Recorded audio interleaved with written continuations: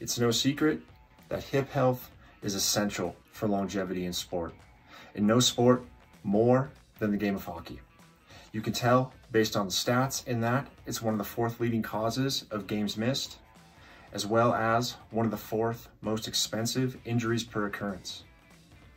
When we're trying to support these athletes, whether it be in a rehab or a high performance setting, one of the things that can be the most valuable for us as practitioners is to do our best to extrapolate the biomechanics of the game and try to understand these injury risk situations.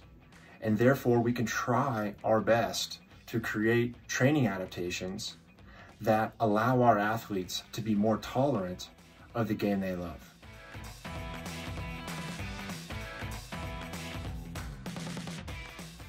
When we're breaking down biomechanics for the game of hockey, we have to clearly define the glide leg and the stride leg so we can talk about what they do independently of each other. But where the common link is here in the hip or the pelvis at the pubic symphysis.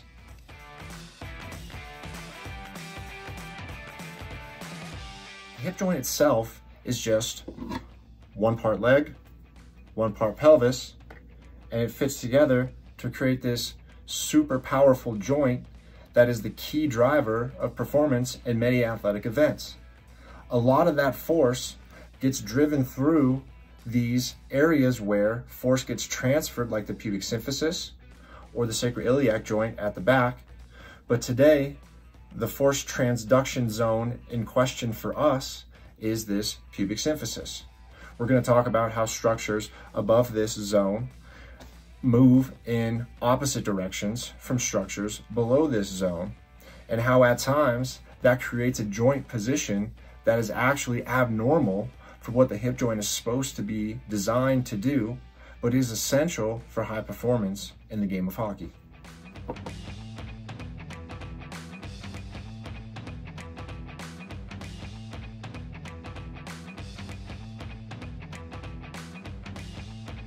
When we take into consideration the biomechanical demands on the front leg or the glide leg of the stride, we have to appreciate that it's well documented the best skaters tend to maintain a deeper amount of hip flexion during that particular phase of skating.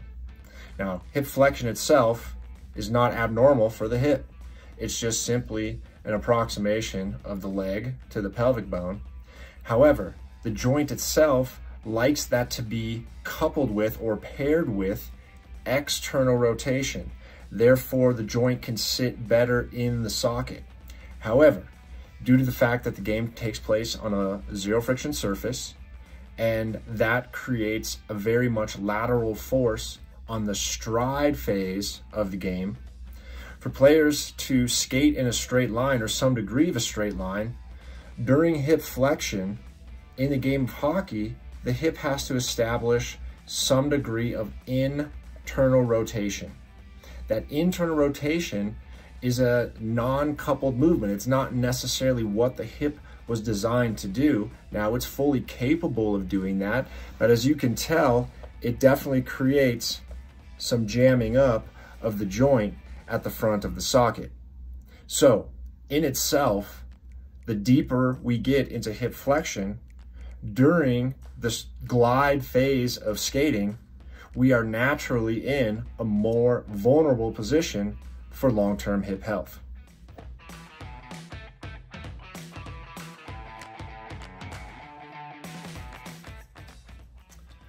When looking at the stride phase of the game, elite skaters are typically able to create longer strides through greater hip extension and abduction or hip opening angles.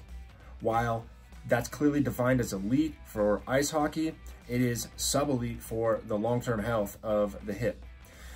When we talk about the ideal motion for the hip, it would love to go through hip extension, where it means that the leg is moving away from the pubic symphysis, but it wants to be in internal rotation.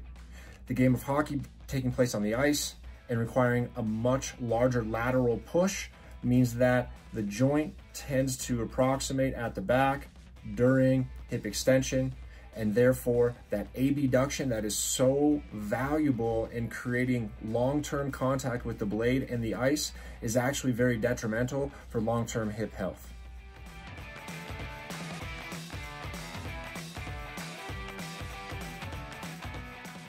Let's take a little look at muscular stress in and around the pubic symphysis. One of the key muscles in hockey, one of the big adductor muscles, is the adductor magnus. And what you'll see from it is kind of this biphasic presentation, meaning that it has two peaks in its wave. This initial peak is going to be when the blade essentially touches down, and then the deeper we get into hip flexion on the glide side, we're going to have an increase in muscle activity at the depth of hip flexion. As we start to transition that leg into the stride leg, we're going to get a decrease in muscle activity, and then the longer the stride goes, we're going to have another nice big peak in muscle activity. And this is where we call the adductor the break of the stride phase, meaning at the very end of the push is where we're going to see this second but larger peak in muscle activity. The reason I like to look at this or show this is because if we extrapolated this data into a bilateral consideration, at the second peak here, where the adductor magnus is functioning as the break of the stride, the opposite side leg would be going through its initial peak in muscle activity. So it could be hypothesized that simultaneously at the peak of the stride phase, we're also getting peak activity of the adductor in the glide phase, therefore a very forceful moment on the pubic symphysis. And now, we're just talking about skating. We're not even talking about shooting, battling for position or possession, or simply change of direction.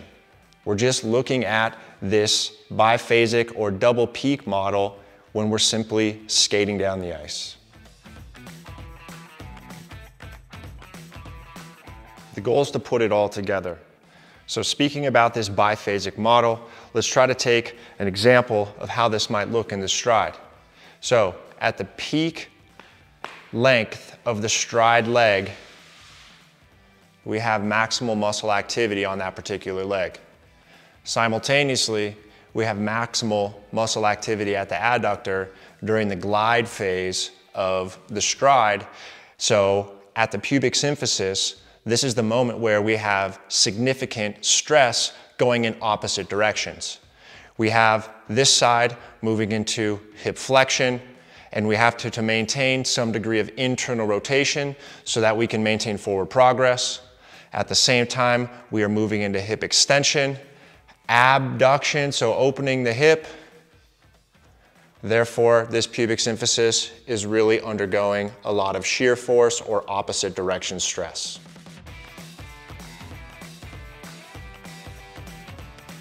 Addressing the concept of stride and glide above the pubic symphysis means that we have to take into consideration the rotation of the rib cage and the thoracic spine. That rotation primarily takes place through a series of core musculature, through the muscles of the back, also from muscles up and around the shoulder girdle, the pec, and serratus anterior. However, what they tend to do at the deepest phases of glide are create an internal rotation force on the hip. Meaning, the further I get into stride, the more I get into hip flexion on that glide leg. If I was to move into external hip rotation, which is what the hip likes during flexion, my shoulders would open up towards that stride leg and I would lose edge control on my glide side. So as I create rotation to balance myself out over the glide leg, I create an internal rotation force on the hip.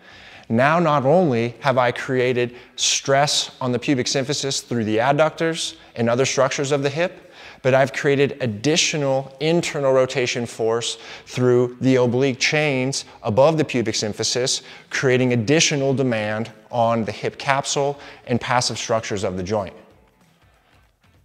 Spending just a little bit of time looking at biomechanics allows us to be a little bit more selective with our exercise in a rehab or off-ice program. Once we can appreciate what phase of the stride we're trying to have an impact on, we can find ways to load those tissues in a more optimal environment.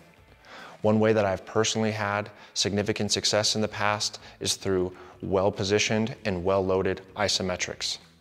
There's a phase of the stride that I think affords us a great opportunity to have a good impact on passive structures like ligaments, tendons, other passive joint structures, and that is this transition between the glide and stride phase of skating.